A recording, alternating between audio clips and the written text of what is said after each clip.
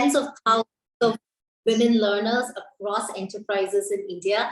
And finally, we've got our act together to bring together our Women Alumni Network in this very special month of March, which forces us to do something important and meaningful. We'll be running a series of very special open webinars for all of you this month, and we'll do a lot more through the year. You know, Harappa is all about Thrive skills, as I said, cognitive, social, and behavior skills. I personally think one of the most important Thrive skills for all professionals, all individuals, and certainly for women is the skill around money. And therefore, we're starting the Harappa Women Learners Network with this session with Priti Rathi Gupta, who I'm so delighted to have. Thank you again for joining us, Priti. I think Priti is very easy to, she's very Googleable. And the minute you Google her, you'll get to hear a lot of amazing things about her. But of course, she's been the managing director as well executive director at Anand, which is one of India's top securities, commodities, and shares broker. So she's really lived the life of money over the last several years. And I think she's also now the founder of LXME, very interestingly spelled LXME, Lakshmi, but pronounced Lakshmi, possibly India's first personal finance app for women.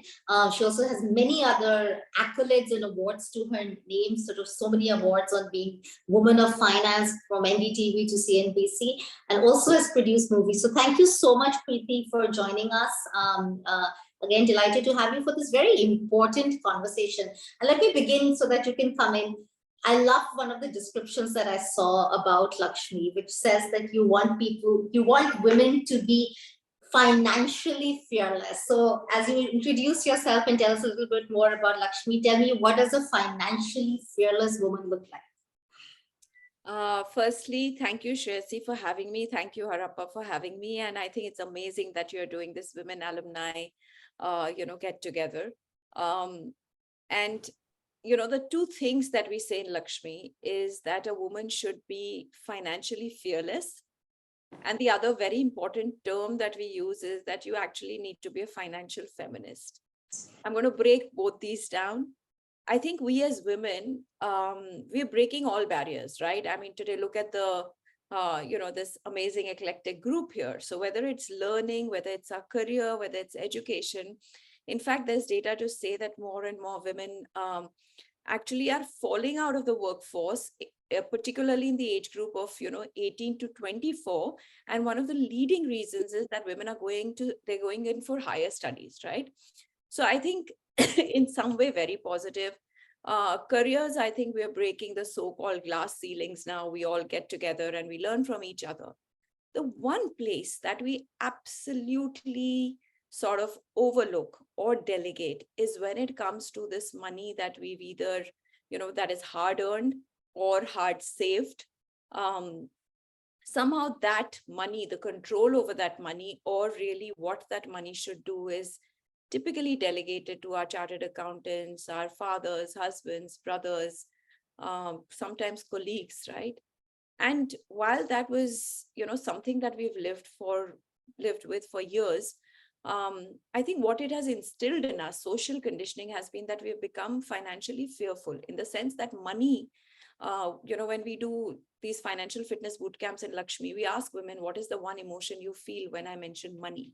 A lot of women actually have negative connotations when it comes to money. So it's fear, it's greed, it's anxiousness, it's anxiety.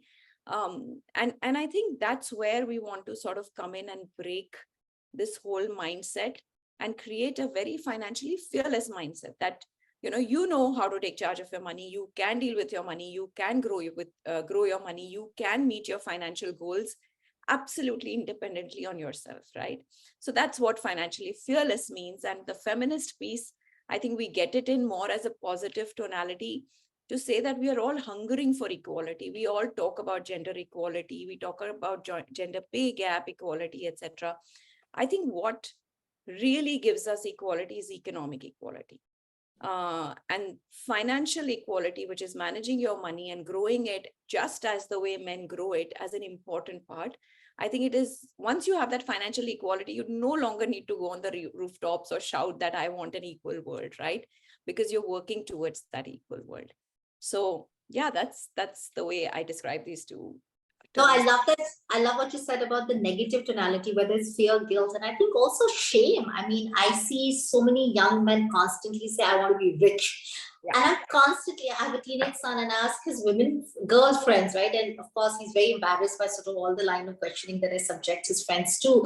But I very rarely see women say, I want to be rich, right? And that's actually one of the things I said, that I want to create generational wealth of my own, because I don't think there should be a shame at all in first wanting wealth, creating wealth, and then of course having the discipline as well as the skills to manage it independently. I think all of that goes together. There's a lot of emotion with money, and I think we all need to accept that. Absolutely, totally agree. I think we're just so scared of being called gold diggers. Because yes, It just sort of, that's why we shy away from saying, I want to be rich.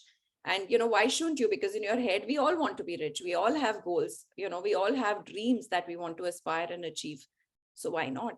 yes, and and I always say that it's not I want to be rich to buy nice clothes, nice jewelry, nice bags, which also I want, and I don't think there's any shame in accepting that. But also, the biggest wealth that money gives you is the wealth of freedom and autonomy and independence, and I think that's really obviously where the good stuff comes in that you must focus on as you build your careers. Absolutely, totally agree to that. I think I always say it's always I think we need to make our money work towards a bright today and a brighter future, right? So it's no longer about, shall I scrimp and save and not buy that thing that I'm really looking to on Instagram, but there's a smarter way of doing all of this. So making today, living in the today happily, yet planning for a future. Is what. So I know Priti, to tell us a little bit about, and as wants to tell us a little bit about Lakshmi. How old is it? What have you discovered? I know that one of the things that I admire most about the work that you and your colleagues do, and that I've been noticing, is a lot of research that you do around the topic of women and wealth in India. So it'd be great, of course, for you to take us through some of that research, because let's learn from what we know for sure is happening, so that we don't make those mistakes. And also, I know you have a very profound and smart, I think, 5 things not to do or 5 things to do. So why don't you take us through that, and then we'll open it up for the audience as well to ask. Absolutely. So I think I'm one of, right now I'm one amongst the many women here, and I think proud of what we've done at Lakshmi. So I'm going to share a few slides, a little bit about Lakshmi. And like you said, some statistics, because I think we need to be number driven. We're all, we need to be data driven. So we know what we experience with each other every day, but let's see what data says. And a little bit about, how you can just make money very simple. It's really not complicated at all. And I think that's what Lakshmi aims to do. So I'm going to just very quickly try and share my screen. Let me know if you can see it. See your screen. Yes, we can. Okay. See the deck. Okay, great. I'm going to just try and do a screen share. Okay. I don't know why it is not allowing me to just, okay, I'll just do a slideshow. Okay, great. All good. Super. So this was the data we were talking about. One of the things that we realized when we started Lakshmi, so just a little background on why I started Lakshmi. I think, like Shreyasi said, I've been in financial services 2 decades, and it was disturbing and alarming to see the huge disparity that existed between men and women. Firstly, just reaching out for assistance or guidance on financial planning, and secondly, just doing it, just taking it in their control and doing it. Set this up, I was studying at HBS, Harvard Business School, and we had to make a pitch on a new strategy, a strategy for a new sort of business that we thought had a huge potential and would service this huge gap. So top of mind for me was this platform where women could come and start managing their money very simply and efficiently. For the lack of a better word, then called it Lakshmi, because I was always I found it funny, the dichotomy that we pray to a goddess every Diwali or throughout the year to give us prosperity. But as a woman, we feel inept, right? We feel we are not good enough. So that's why I called it Lakshmi. Came back very validated from HBS that this is a need, not just in India. It's a global phenomena, by the way. that very few women actually manage their money or take control of their finances. So started work on it. Nothing else struck as beautifully or as hard as the word Lakshmi did. So we continued calling it Lakshmi, just gave it a a very powerful sort of feel and look. And that multiplier that stands, which looks like a cross, is actually to say that if you're able to apply yourself, you actually multiply, especially when it comes to money, learning. You actually can multiply everything that you do. So it's like a multiplication into me. Um, we started in 2020. In 2021, we launched our app, which is, which I will talk about in a bit. But every Women's Day, in fact, even this Women's Day, we've said, why is just one woman celebrated, one day celebrated as a Women's Day, where all the brands reach out to us and say, hey, you have an offer on this. And, some of them are ludicrous, actually, but it's still this 1/8 March, right? So last year, we said, let's just first get data. The best gift that we can give women of India is get data out there on what women are doing with their money. So we recruited an agency called Access My India, who did this research on our behalf. It was a survey that they did across 4,000 women. Access My India is known for their ground level research, especially election. If you look at any electoral sort of, pre-results, etc., they are very good at that. So they did this for us across 4,000 women, age group of 21 to 45. And they did it in metros. These women were in metros, tier 2, tier 3. In terms of persona, they were 50% of them were working, 50 non-working, single, married with children, divorced, widowed. Across personas, we've done this and very equally sort of looked at these 4,000 women. Now, the numbers that came out, and you can look this up. I'm going to put the link on the chat. You can go and download this report and read it. You can look through numbers yourself. But interestingly, the big numbers that struck out were that almost 50% women who were earning their money or saving their money had no clue of what's happening to that money. So it was either being, they didn't know whether it was being invested, whether it was being kept away, what was happening with that money. This is post-COVID last year, 60%, 58% women had no insurance. That means no health insurance, right, in their name. 57% women, this is not a huge surprise, but they prioritize family security and child education as primary drivers for them to save money and keep it away. When we say investment, what we actually mean is that they've kept it away, even if it is in a savings account, right?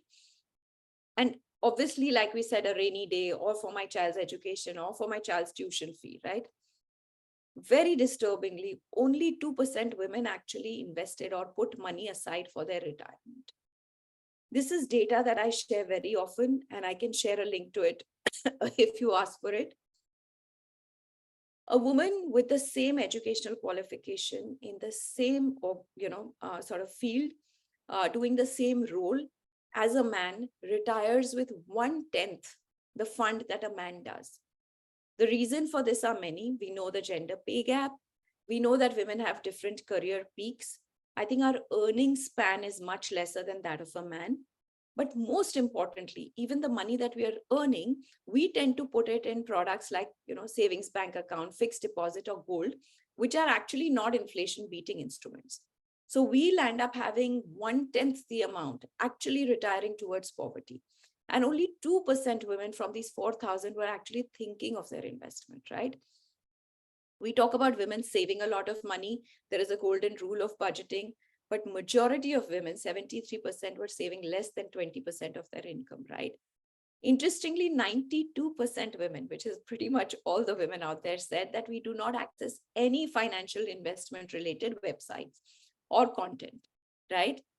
But to our, also, just a huge sort of boost to what we're doing at Lakshmi, 67% women actually said that if there is something that is relatable, that talks to us as per our behavior with money, we would really like to do, we would really like to go to those websites or a platform like that, saying that the aspiration was there, but the friction was just so high, right?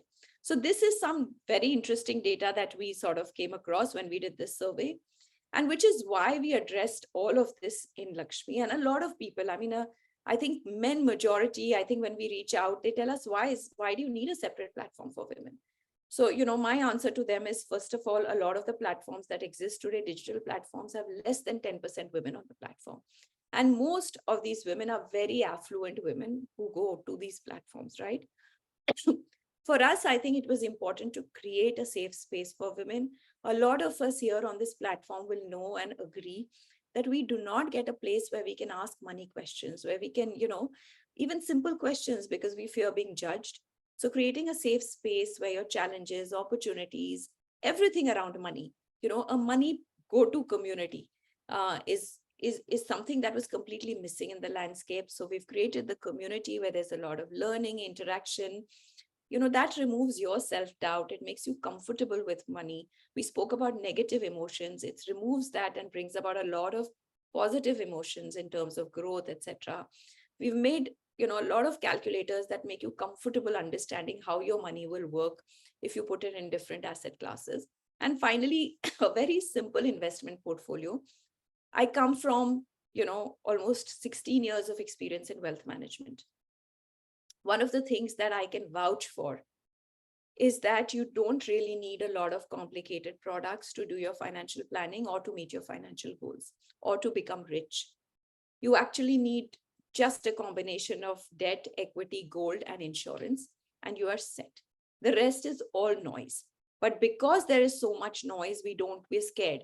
What if am I like not doing the best thing with my money? Is there a better thing I can do?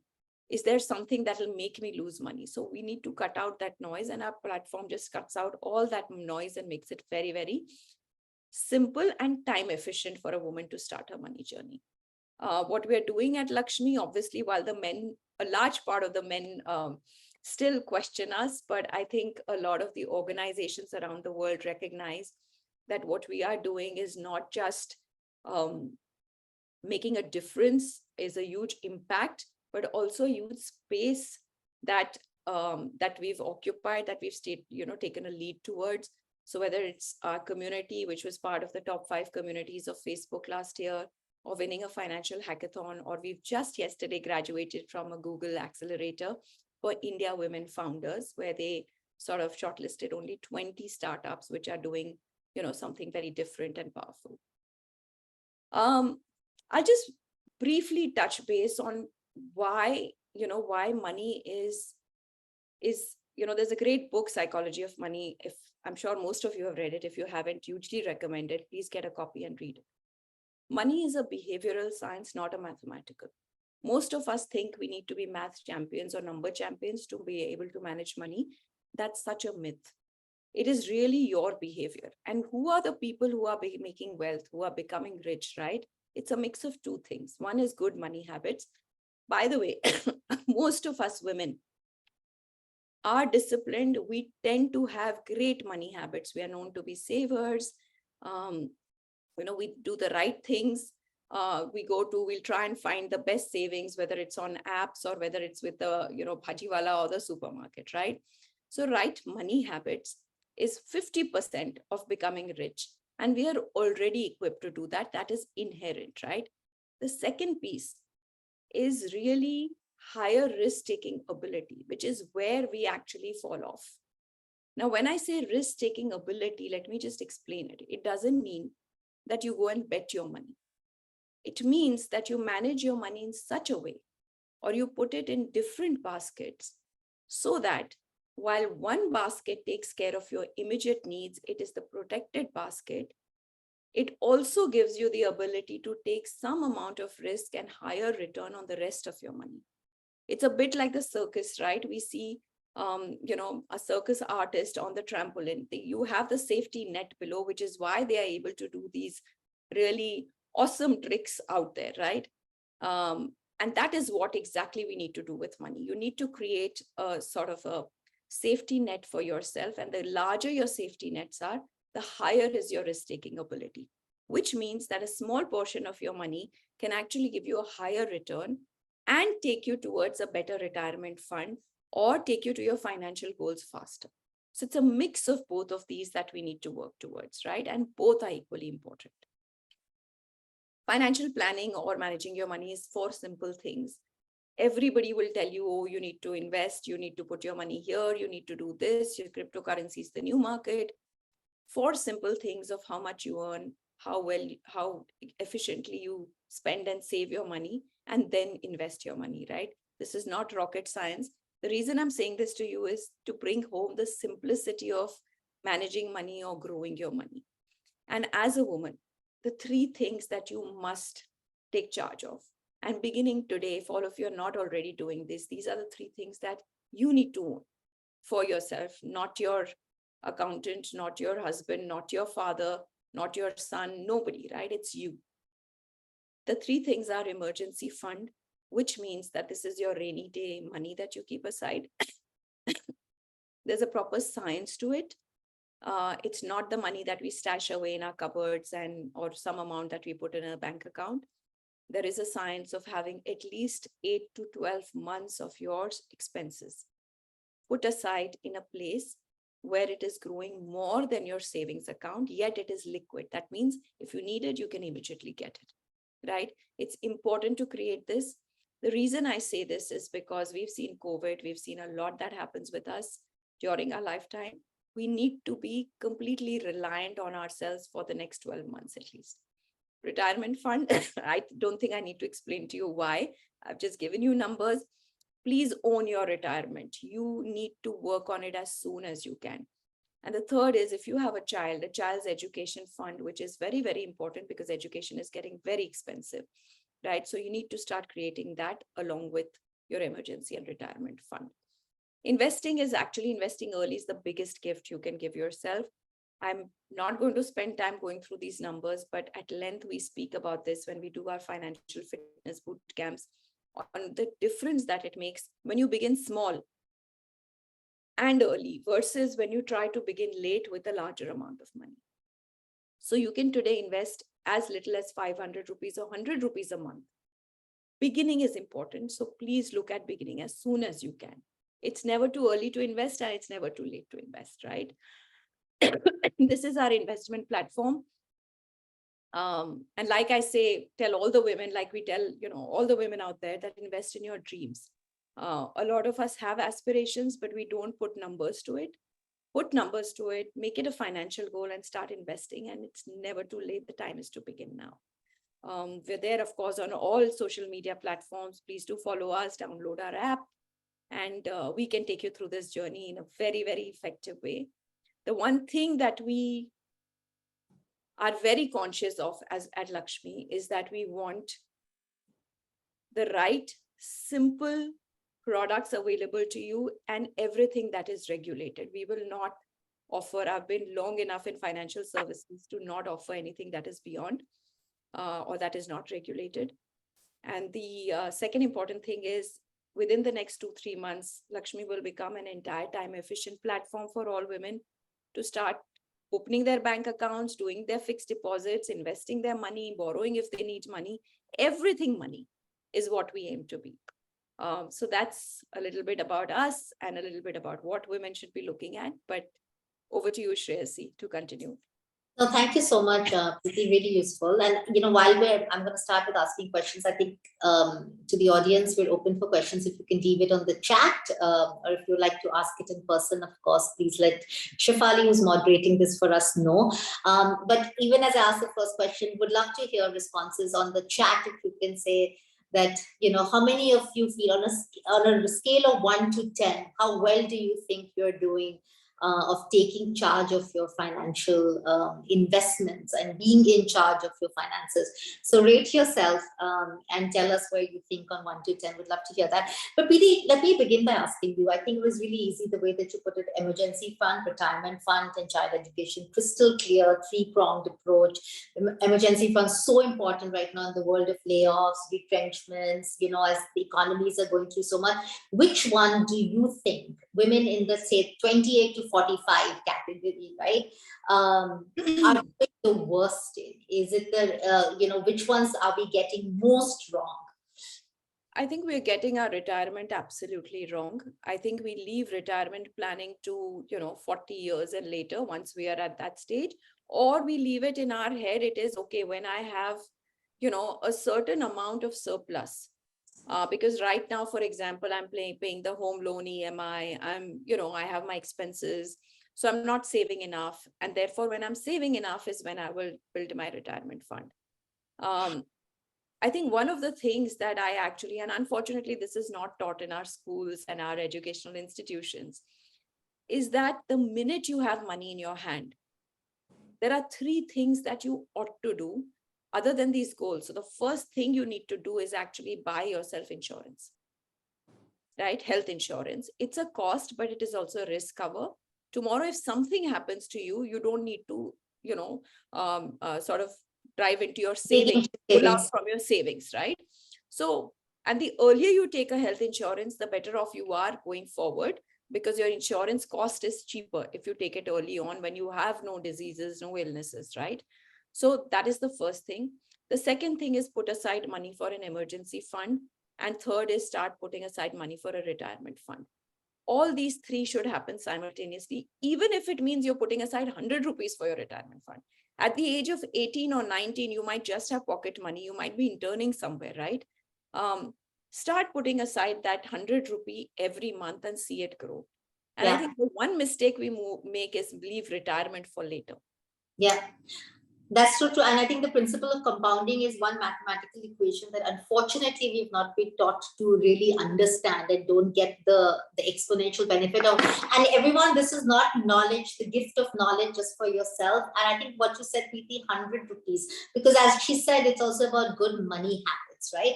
And I think if you have siblings, nieces, whoever, whatever age they are, get them onto the discipline, open their bank account, get them onto the discipline to say 200 rupees or start it for them, right? I think all of us, if we're on this call, can possibly start the first years of investment of 200, 300 rupees a month for someone, but that gets them going. And I think that's a really, really important thing to do as well. We started to get some questions in, and I'll go to that in a moment. Yeah, The and other just Shreyasi, just on the piece of compounding, as women, we actually understand compounding when it comes to relationships, when it comes to fitness, when it comes to health. We today, all of us understand it, right? We are doing the right things day in, day out when it comes to these things. And it's just money, right? Money that we leave aside. And it's just as simple as everything else that we do, right? And that compounding of 100 rupees, you know, everything that you sort of put in today, the ability to make it 4 times, 5 times in the next 4 years, is something that we completely miss out. Yeah. So great. I mean, it's my favorite verb, by the way.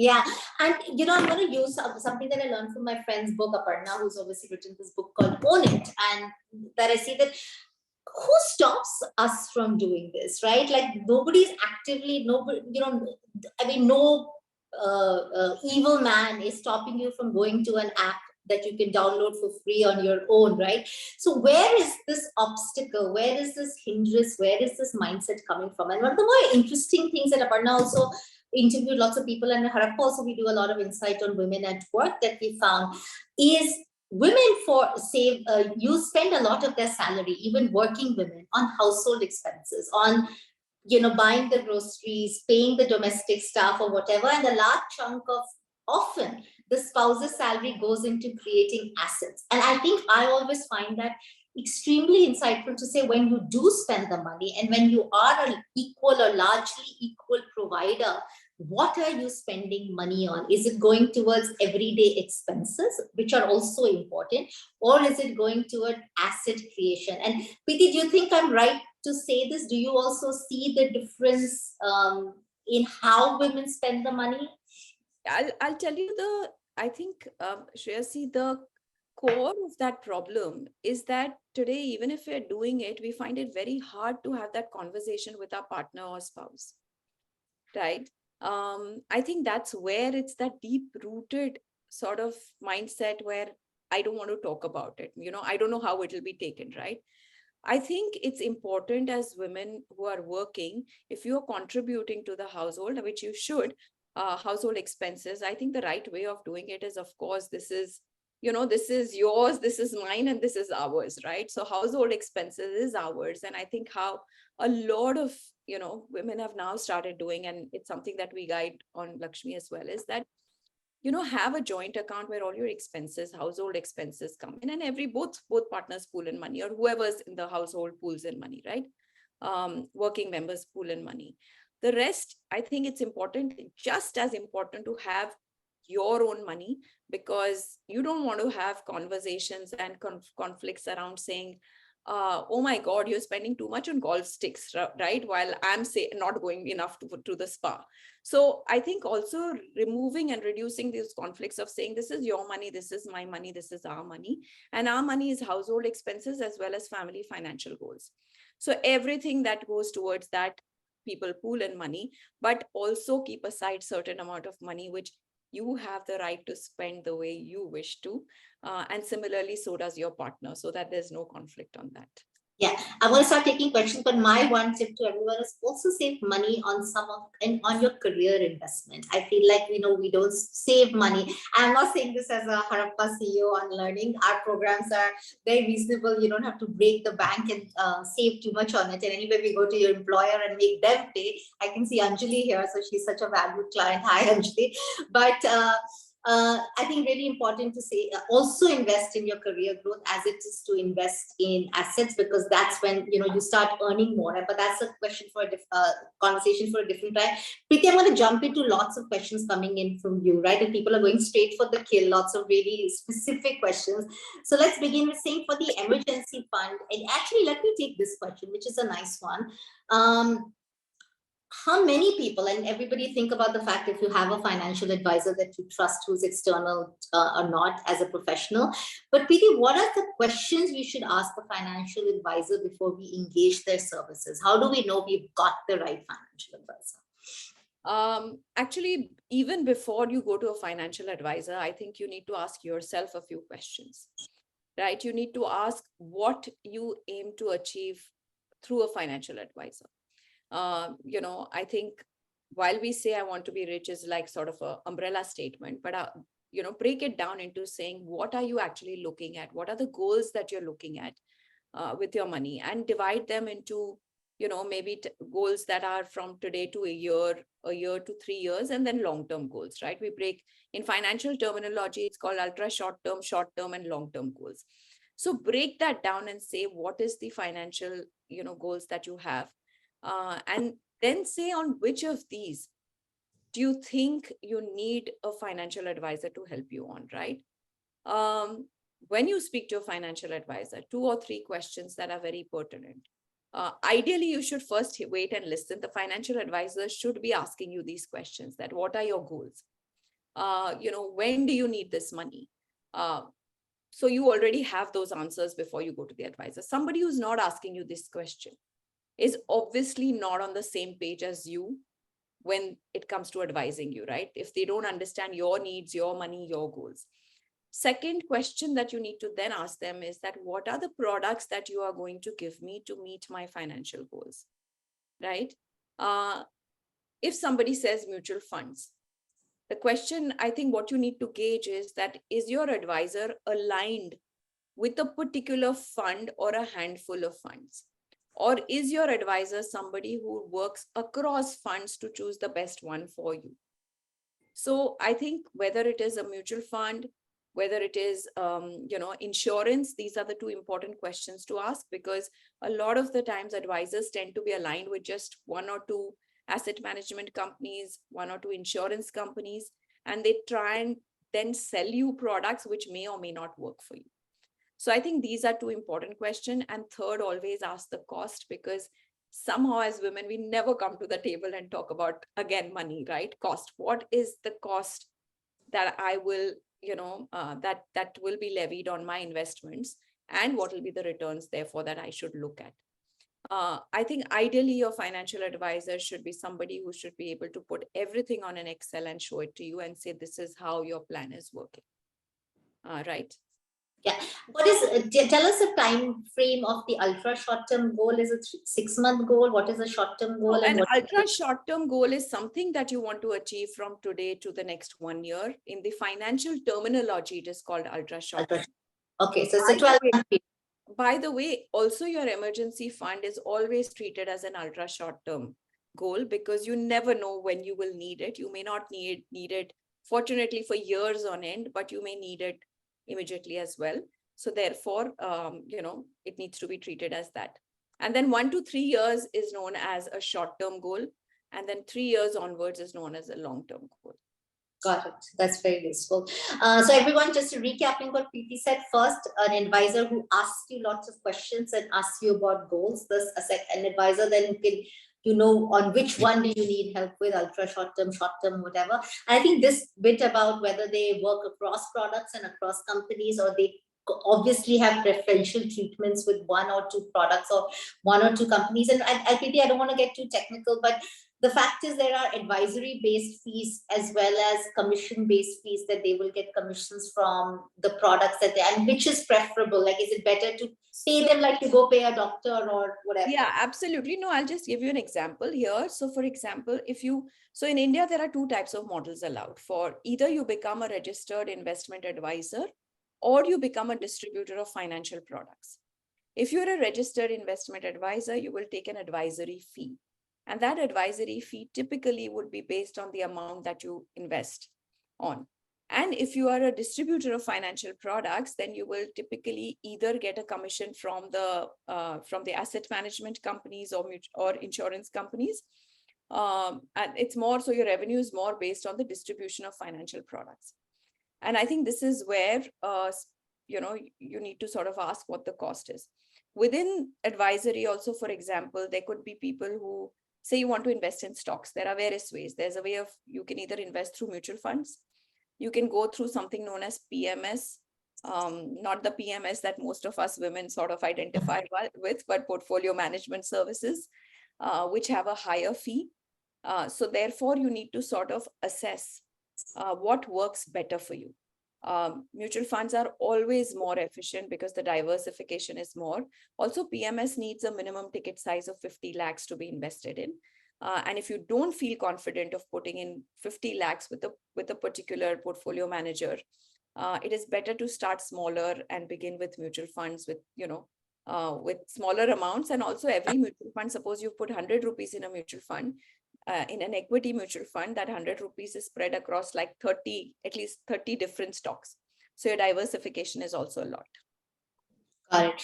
I think another really interesting question, which is kind of linked to an advisory, but a more informal advisory, right? Like, how do we figure out, somebody's asking, how do we figure out blind spots in our financial planning, right?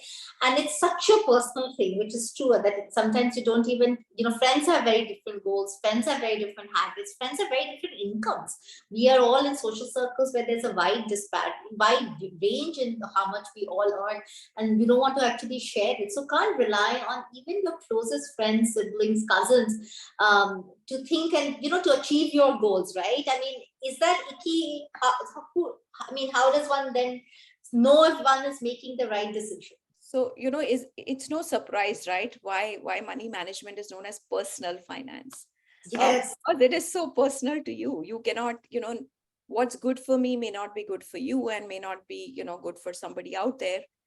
And therefore, I think one of the key things, understanding and the knowledge of personal finance, which is why it is very important. I may advise you, a financial advisor may advise you, but how can you actually, are you in a place to distinguish from advice suited to you or not suited to you, right? Which is why I think where we, again, as women drop the ball, which is learning, which is just basic modules of personal finance, just having that understanding. And trust me, even that much is enough. You don't need to be like a genius at managing money, but really having enough to know this is great advice for me and this is not great advice. So that's sort of the beginning. And I think financial literacy is something that is so sort of undermined in our houses, in our education system, that, for example, we are now doing financial fitness boot camps with all corporates because now they want to bring it, back to people who are sort of, who are working in their companies. Or with larger educational institutions like ISBs, IIMs, where we are doing it. Ideally, it should be part of your curriculum. Yeah. Right. So actually going out and taking and learning that basics of finance. And sorry, I'm just like plugging in Lakshmi, but we do these financial fitness boot camps, guys. These are, you can do a session of just 1.5 hours or 3 sessions consecutively. This will break down and it'll tell you very simply. You learn within that time frame how to make the right choices, how to remove those myths, and also address the blind spots. Yeah. So And I think that much is enough for you to know. You don't need to sort of be spending hours understanding investment. no, I love what you said. It's personal. It's like nutrition and fitness. Listen, nobody can eat right for you. Nobody can exercise for you. You need to do this yourself. And so that's the thing that you can't, don't wait to rely on advice from anybody else. This is something you got to figure out on your own. So that is the So I headline. think begin, you don't need to jump in. Say you have a saving of 50 lakhs. You don't need to jump in with 50 lakhs. Begin small. It's fine. And try out, like you said, fitness, nutrition. We don't sort of, we try out, we understand, we listen to our body. Similarly with your money, you got to start, begin small. You will learn, you will understand, okay, this I'm comfortable with, this I'm not comfortable with. And then build on what you're comfortable with and let go of what you're not comfortable with. Yeah, I have a question here. I'm in my early 40s. How can I start with? I'm hoping that you've started with something already, and you are certainly saving, and at best, it's all in savings account. But I don't have any more information on this question. But how can I start with early 40s? Certainly, retirement. Do a diagnostic of the retirement fund. What would you say, Priti? So I think there is sort of the best way to begin. First of all, is make sure you have insurance. I say this so emphatically because as women, we tend to, we've always put family first. Even if our organizations are giving us insurance, we should gauge whether that is enough insurance. Typically, for each house or each person today, each woman, you should at least have 5 to 6 lakhs of insurance cover, right? And then, of course, if you have added something, which could be part of family DNA, etc., then please make sure you've got cover for that. So that's the first thing, right? Second is a very simple thumb rule. We say don't put all your eggs in one basket, but how do you decide which eggs to put in which basket, right? So the thumb rule of what we call asset allocation, which means that how much money do you put in every asset, is typically 100 years. So 100 minus your age. So if you're 40, right, you've deducted 40 from 100, whatever is left is what you put into equities. Equities means it could be through mutual funds, could be through stocks, could be through small case, through any mode that you put it in. At least 60% of your money can go into equities. 40% comes into debt, which could be your fixed deposits. It could be, debt funds, liquid funds, everything which is interest linked is known as debt. So that goes into debt, and also your gold, right? So within that 40%, have 5 to 10% of investment into gold. And ladies, when I say investment into gold, I don't mean jewelry. There are smarter ways of investing into gold. So focus on that. So that is sort of the thumb rule. Now, remember, I'm saying it's a thumb rule. Say you're 40 and you have too many responsibilities in the near future. Then you may want to change that asset allocation and make it 15 to debt and 15 to equity, because equity comes, remember I said debt is your safety net. Equity is that high risk. So if you feel that you need more of a safety net, put more money into debt, but make sure that you are putting some money increasingly into equity, because that moves your needle of returns. If you're aiming to beat inflation, you need to aim for at least 12% pre-tax return so that you can grow your money more than inflation. Otherwise, you're losing your value of money. So you have to move that needle. So follow that thumb rule and begin with this. If you haven't started investment, begin small. Start with 1,000 rupees. Today, even on the LXME platform, you can divide it between debt, equity, and gold. Within 1,000 rupees, you can decide, I will put 300 in debt, 400 in equity, and the rest in gold. It's completely up to you. So begin small, review it every month, and increase your portfolio month on month.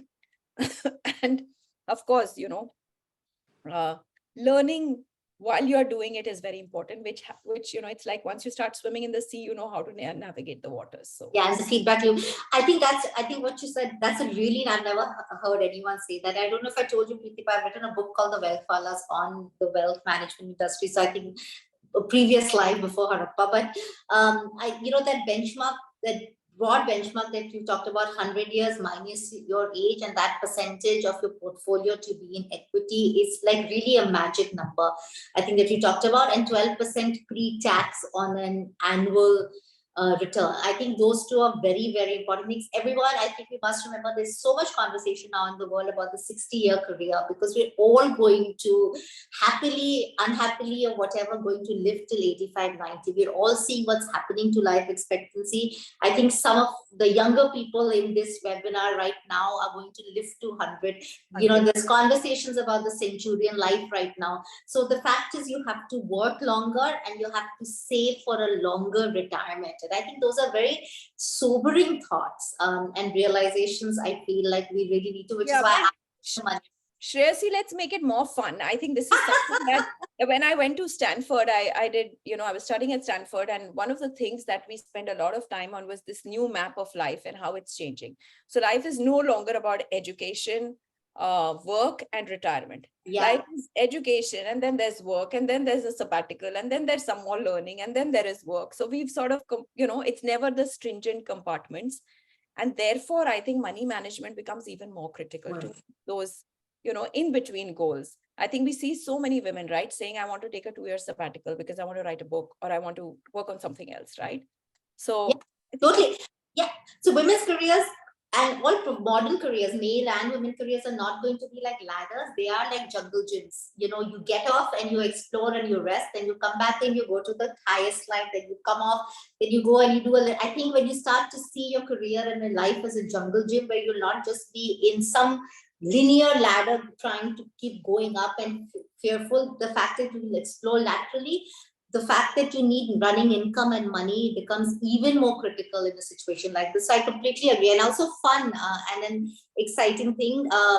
A couple of more questions. I think these are around instruments, and I'll pack them in together so you can talk about all the instruments. What are some tools other than simple savings account, FDs and RDs? I think you've spoken about that, mutual funds for an emergency retirement fund that you can easily access as well upon need. Also, how can one save and invest towards 5-year financial goals?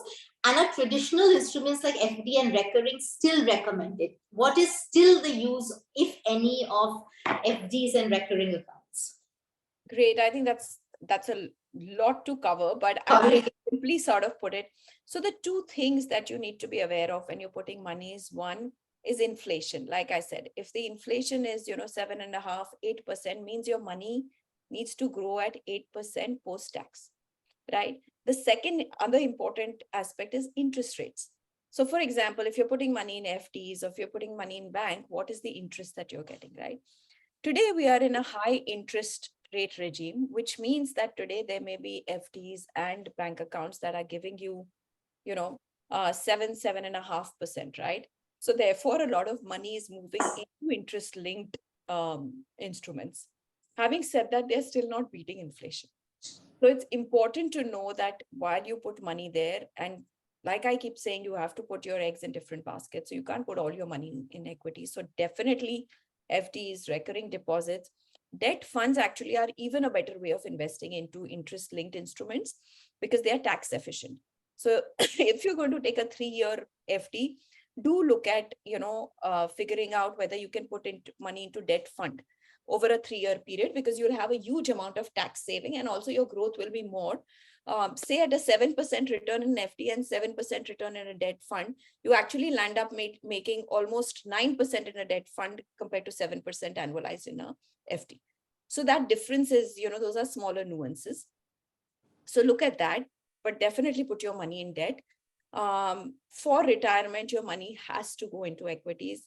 I think that is where you put in higher chunk. You definitely apply your thumb rule and say, okay, the large part of my money going into equities needs to be kept aside. That is the money that I will not, all my emergency needs will be met by debt.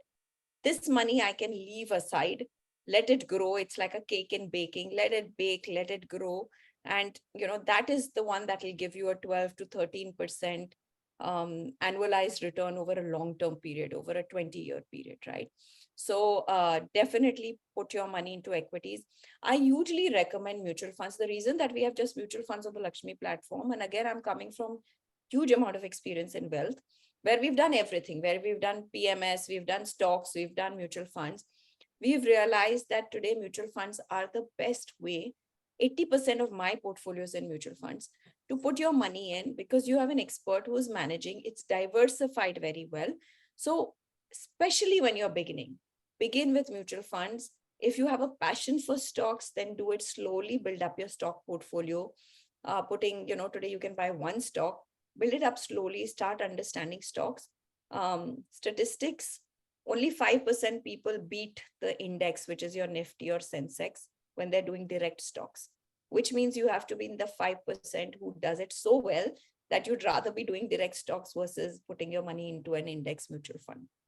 So I think if your 80% of your portfolio is mutual funds, I don't think any of us need to overthink it. I think that's nice rule of thumb. It's nice not to overthink it, because the overthinking and the ambiguity of information is the one that's scary and pulls us all off. So I think let's just trust. So just read up on mutual funds if that's all you do in this March. I love a question that one of my colleagues has written is, as a woman, I face a slightly different problem, that of over saving. How much of delayed gratification is actually good, and what would your advice be? So, again, I think the world of finance is beautiful because there are a lot of thumb rules, and the thumb rules come from historical evidences, right? So, of course, they are not, I have to say, you don't just sort of take a thumb rule and apply it, because it's personal finance. Our earnings, our spendings, our needs may be very different. Say you're in the fashion industry, you have no choice but to really spend on clothes and turn out really well because you are out there, right? So the sort of golden rule of budgeting says that at least begin with saving 20% of your earnings. And as you grow up your career ladder, make that 20% higher. So it is 20% saving. You have about 50% on your essentials when you begin your career, and 30% goes into luxury spends. As your earnings grow, your essentials will actually become lesser of the percentage of your earnings, right? Your everyday khana, rent, everything, that becomes a smaller bucket. So whatever you save from there should actually come to your savings. Your luxury spend should not increase more than 30% of your total earnings. That is sort of the thumb rule, right? I actually have a very efficient way of managing my budgeting. I have actually 3 accounts. My first account is where all my earning comes in, whether it is through my, dividends, it's returns on any, investment, it is my salary, all of it comes into my earnings. What I do is automate immediately about 40% of it now into my savings, right? And the rest goes into my spend account. So I have these 3 accounts. And my rule is not to touch the savings. If, the savings, whatever is there goes into investments. Spending, if something is left, it goes back into savings. It's fine. But that way I also spend with less guilt, by the way. That I know that I've already done my saving. So whatever is here is okay to go onto Instagram and say, hey, I love this, let's shop, right? And not feel guilty about it. Yeah. Oh my God. Yeah, I think we have to also be a little bit kind to ourselves. But if we're all going to live long lives, we also have to be happy lives with moments of joy.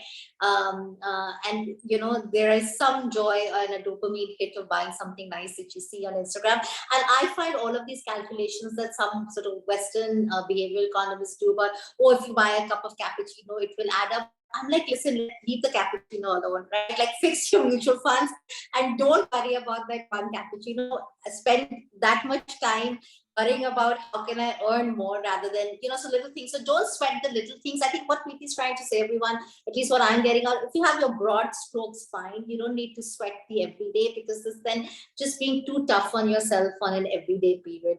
So I think for everyday tracking of expense, everyday budgeting is really a chore, and we do it for 10 days.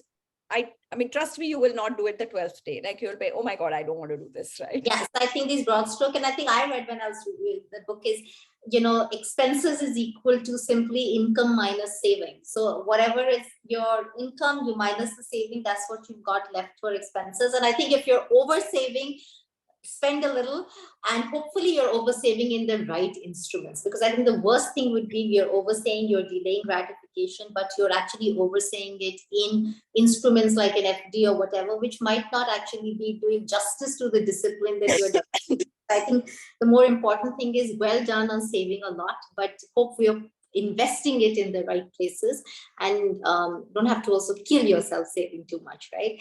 Is that financially irresponsible advice that I'm giving, Priti, or it's a healthy attitude? No, it's absolutely fine. I think there is no term, by the way, called oversaving. I think, like I say, it's very personal. If you are saving, it's great. It's amazing. Just make sure that you're not scrimping, right, on your daily desires, because that's not really worth it. And as long as you follow that thumb rule with at least 20 to 30% of your earning, you're saving. And if you can increase that bucket, great, because then you are sort of meeting your financial goals earlier. So look at that, but really don't, I mean, my mother used to do this every day. She used to write the kharcha every day, I remember. And I picked it up from her and I would do it for some time till I realized, no, there's online banking. Let's just do it this way, right? Yes. Yes, Sangeeta. Last two questions. We just have 2 minutes left.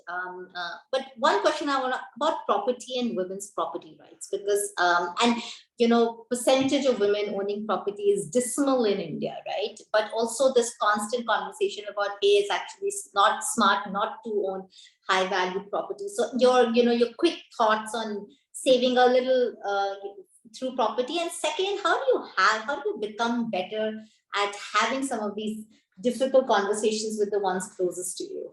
Well, so we do actually on Lakshmi sessions on framing difficult money conversations, because I think that's one big friction point we as women face. But look, having said that, I'm not personally a big believer in property or real estate. I think in terms of really, because I come from the financial mindset, in terms of really returns, real estate hasn't been the best asset class. But we need the security of a home. I mean, I would be uncomfortable if I lived, and it is individual again, right? Today, the Gen Z is happy living in rented houses because they don't know where they're going to live in life. But if it's a owned home that you have, ideally look at property investing only through, maybe there are newer instruments like REITs, etc., that you should go through. There are smarter ways of investing in property. I think one important thing when we talk about property, it is actually more in terms of assets, right? It's not just property. And what we are facing as women now with the new law come in, where, a woman has an equal right in her parents' or in a father's wealth, parents' wealth, etc. I think this is something that is very critical for us to understand. I think there are a lot of legal advisory that is available on that. But as women yourselves, take a lead, guys, and start creating your own wills and trust. This is something that we don't do. I usually recommend, if you own property, if you have assets, no matter what age you are, even if you're 30 years old, have a will, right? Because you exactly know what is happening. And also it's important to have this will conversation in families, husbands, fathers, father-in-laws. Very hard to ask your father-in-law, do you have a will? But there is a right to frame that, right? But I think property ownership is increasingly going to become a reality. As women, we are earning a lot of money ourselves. We are building wealth. We will own properties. So I think we just need to be mindful of what we mean by property. If it's really real estate, look at numbers there and make a decision on owning property. Thank you so much, Priti. We're at the end. We're sharp at 4 o'clock. Thank you everyone for joining us. I hope you found the conversation useful, and I hope you'll use elements of it at Harappa. And I certainly believe that Women's Day is not about roses and shoppers and vouchers that get distributed, but I think it's taking charge of your earning, of your growth, and I think of your money. So keep earning, keep saving, and keep investing. Thank you so much for joining us again, and hopefully I'll see you soon. Thank you so much, Priti. Thanks so much. Thank you, Shreyasi. Thank you, everyone. Good to see everyone. Bye.